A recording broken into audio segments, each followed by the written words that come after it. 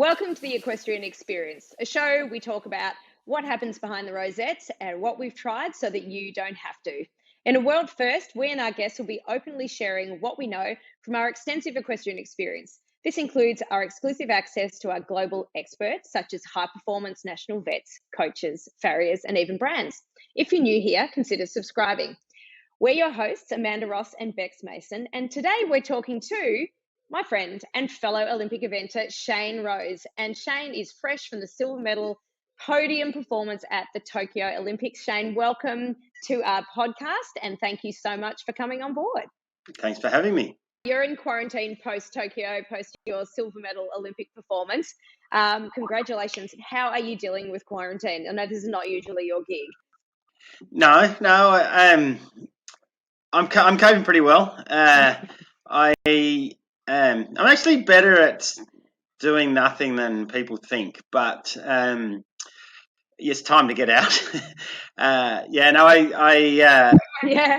got a guitar that I'm pretty bad at, and I've been trying to get better. So I've been doing that bit during the day, and just filling my time, few things on the computer and things like that. But generally, it's time to go home. Oh, I can imagine. And when you get home, you'll have a heap of things ready for you to do.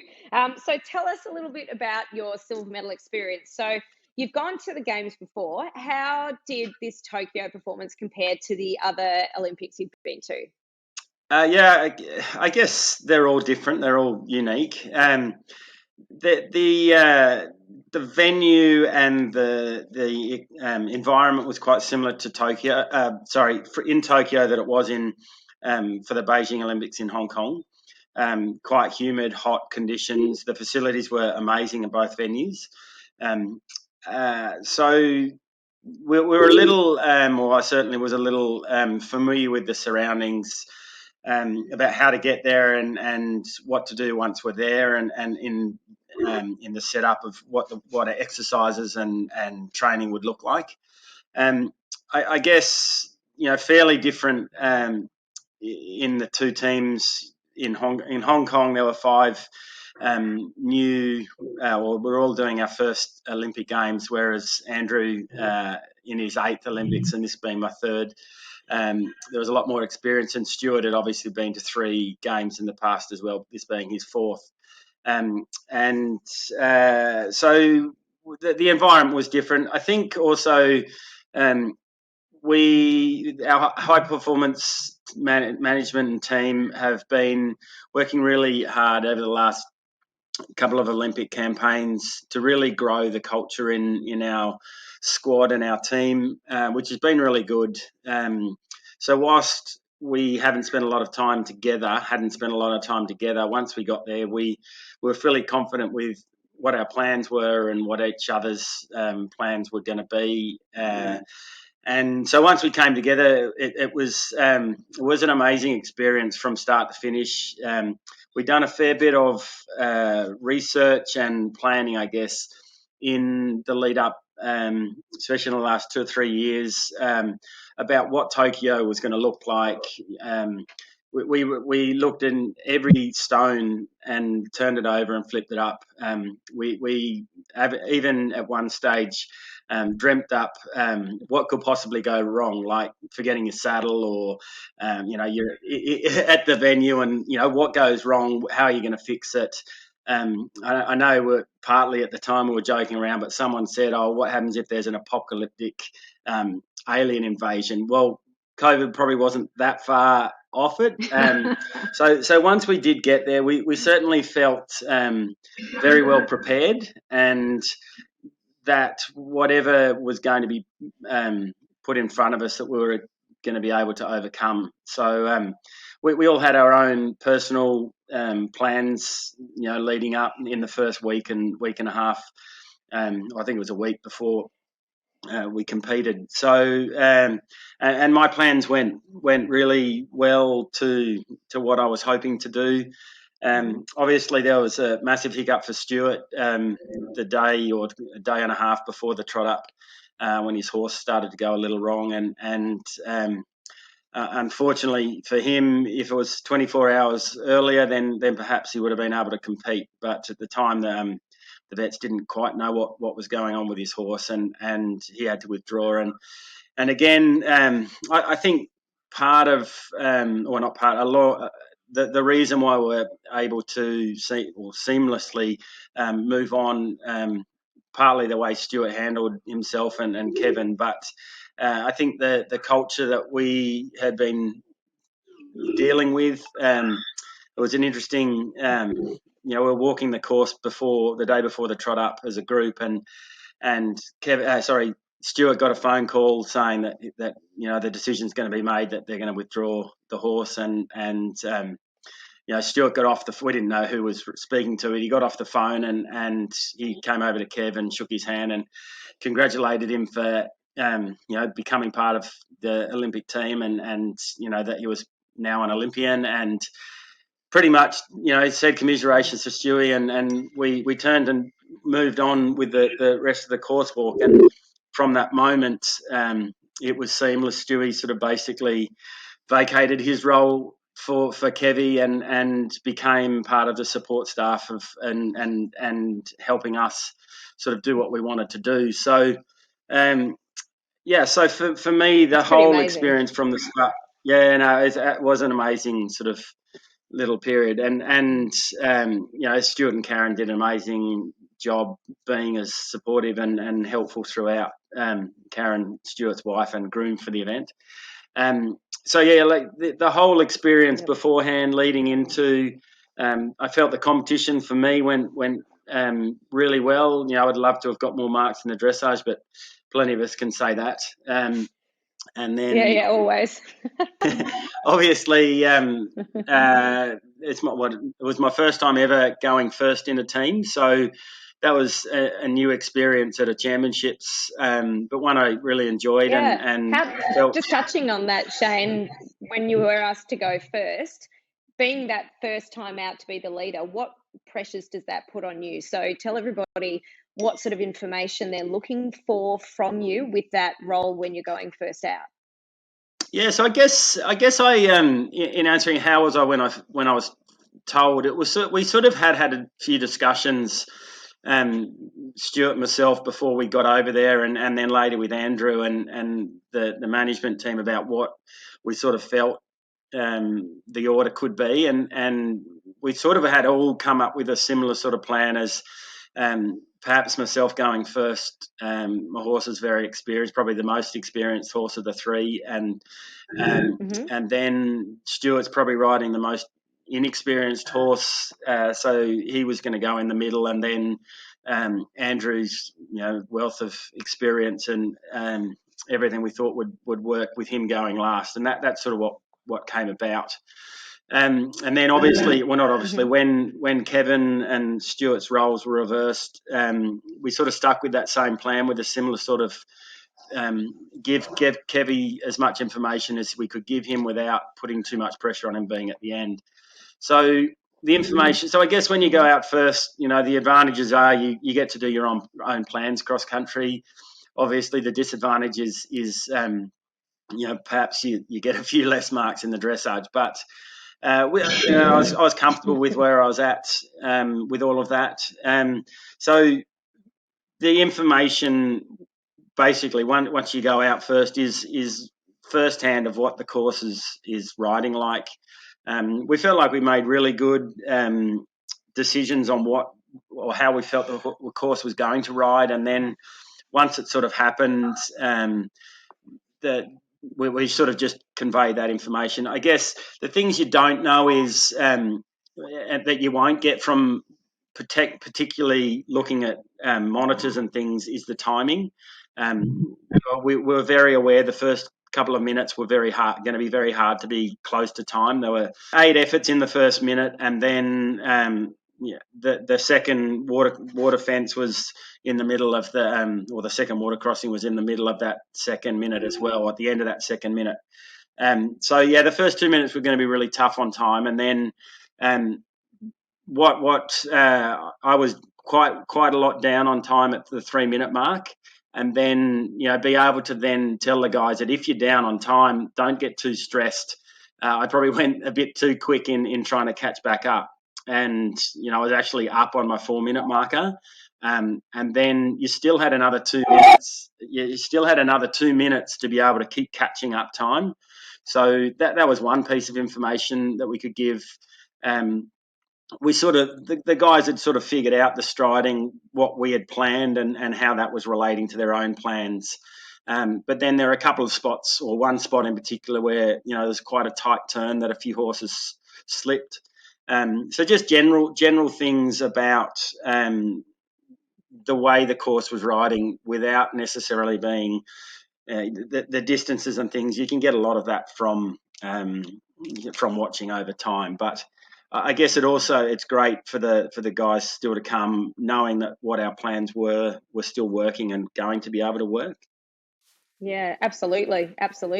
Now, the other thing that was different this year with Tokyo was obviously the heat and the 2 rounds of show jumping that you had to compete in, a short space of time in between. And I know, back in Australia, we'd tried to emulate that, show jumping late in competitions and trying 2 rounds. How did it actually ride when you did it at Tokyo?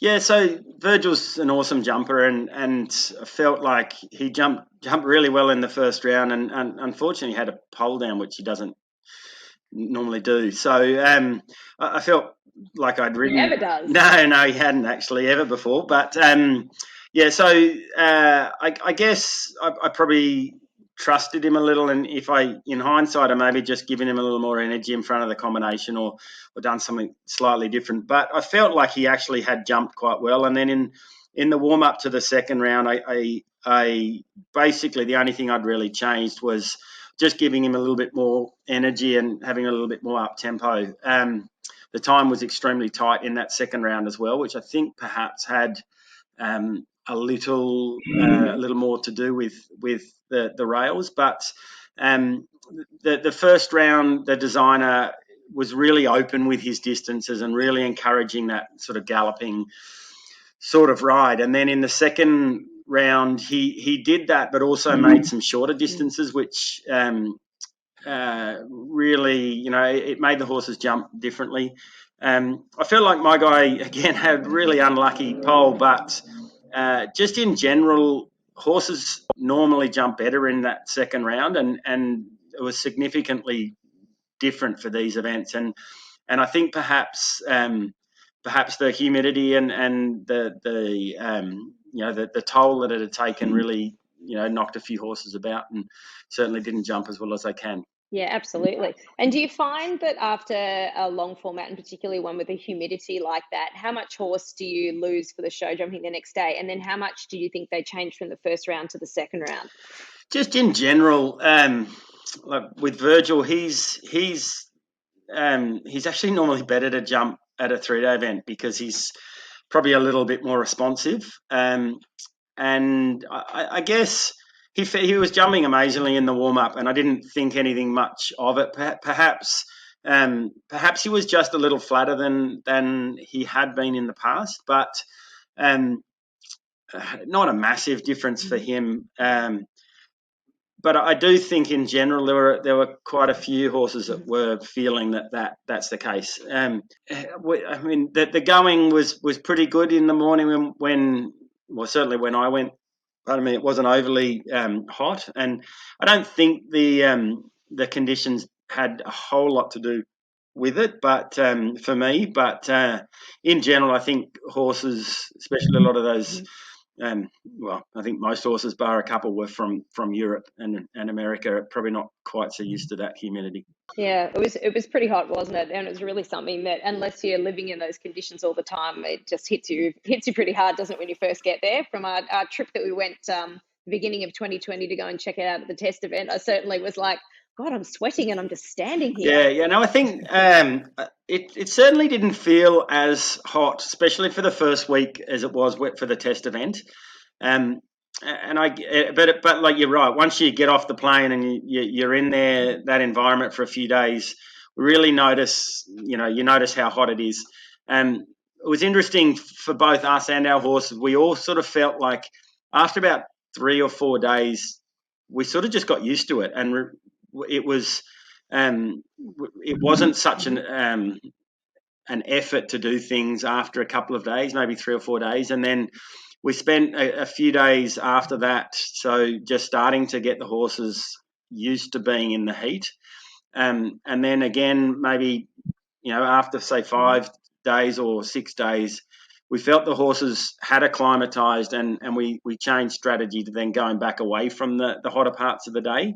That they were in the environment, they were coping with the conditions, but then we sort of went back to trying to keep them out of the heat of the day to exercise them, just to keep them as fresh as we could. Yeah, it's certainly very interesting talking about how you're adapting horses and how some horses have come from Europe and some have come from Australia. And that leads me to the next question. So what do you look for in an eventing horse? So you've got a small team of say you've got half a dozen horses or so. Yours, to me, always looks similar. They're all bay with a white star, but obviously you do look for certain things. So if you're going to go and look for a young one, what ages do you look for? What are the traits that you can negotiate on, and what are the things that you definitely want and they're not negotiable? I guess I don't really go looking for a type of horse. So I don't look for a young horse or a older horse, I just want to find a good one. So I'm probably a little broader in my search criteria than a lot of people. For example, when I went to buy All Luck, who I won my first silver medal on, he was a 9-year-old that had barely, I think he just started doing, or he might not have even been doing 1-star back then, which is now 2-star. I think he was just still only a 105 horse. So a 9-year-old that does that's probably not on most people's radar when they want to go to the Olympics, but he was just a lovely natured horse that moved well. When I recently, well, it's a few years ago now, when we purchased Easy Turn, I went to Germany, and she was a 5-year-old that had a foal and had basically done nothing, but she just had a lovely attitude. She moved well. She certainly has improved the way she's moved, but her general attitude was great. She hadn't jumped much at all, so it was a bit hard trying to figure out whether I thought she could jump or not, because she was literally jumping cross rails and over some fill and freaking out about it. But the things I liked about her is she had a great mouth. Like she was lovely in the contact, which I think is probably one of those things that moving forward is a non-negotiable. If a horse has got a tricky mouth, they're really hard to fix in the dressage phase. So having a nice contact, a nice mouth, it doesn't necessarily mean they're strong or light in the contact, but being able to accept the aids, I think, is a big thing in presenting a nice dressage test. The other thing is probably more so now than ever is their attitude.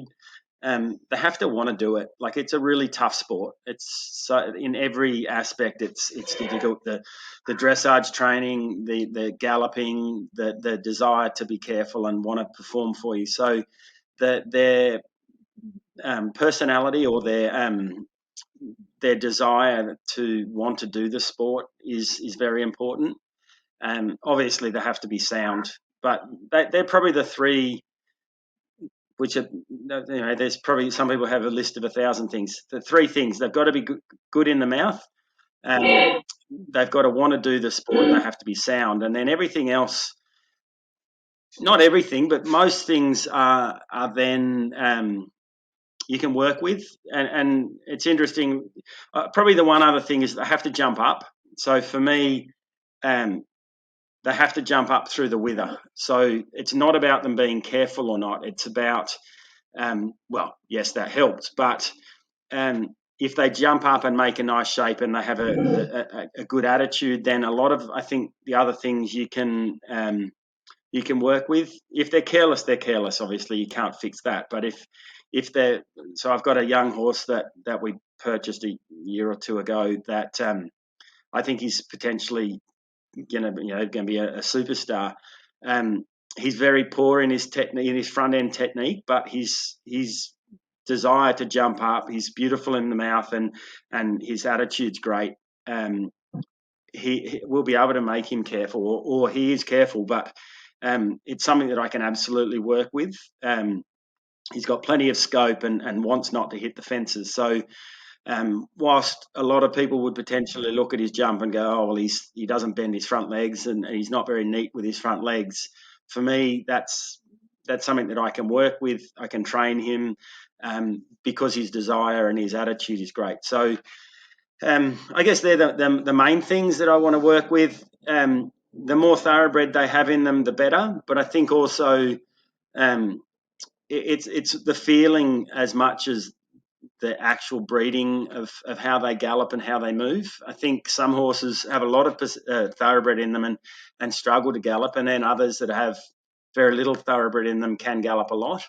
I mean, I still think thoroughbreds are the most trainable, competitive horses that there are. So if you can find a good one, then I think that's certainly a good place to start.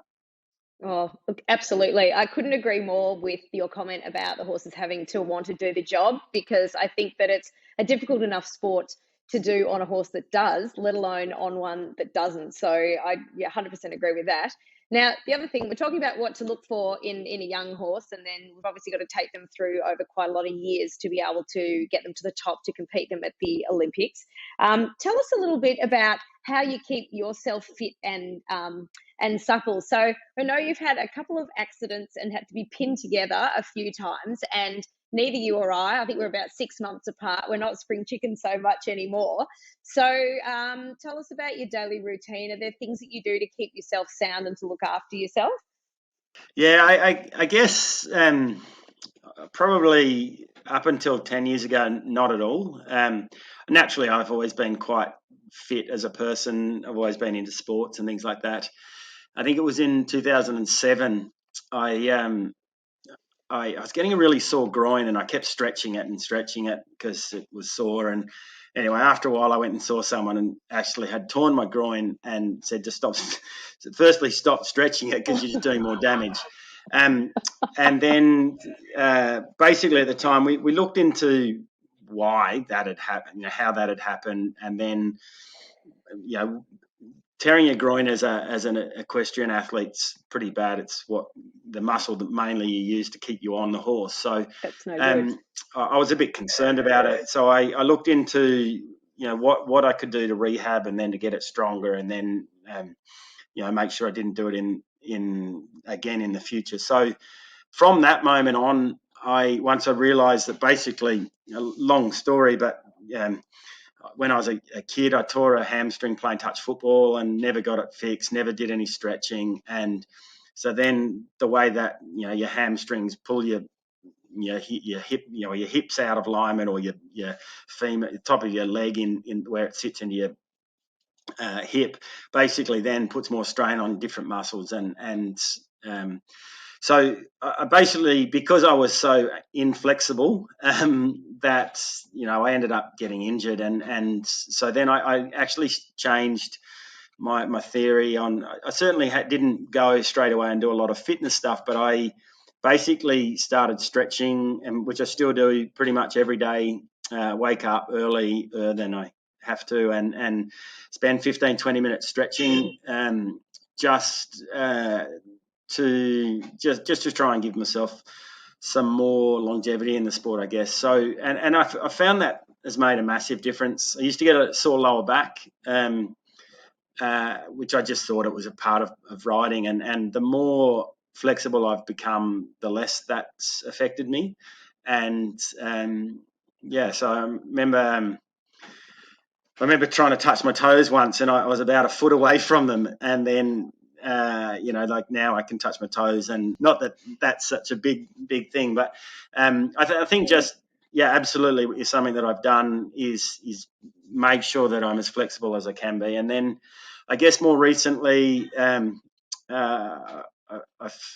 started at home. We've started we're in an OzTag team, which is a lot of running around once a week, which is, I think, it's been great for my fitness again, because when I broke my legs and I sort of stopped running because it used to hurt a lot. So it doesn't hurt so much. So I've started doing a bit more running. But I think the thing moving forward absolutely is the stretching and mobility stuff, and then I've started doing a bit more on my core, because I think as you get older that the reflexes and things that you take for granted when you're a bit younger become more difficult, and I think your core is a big part of that.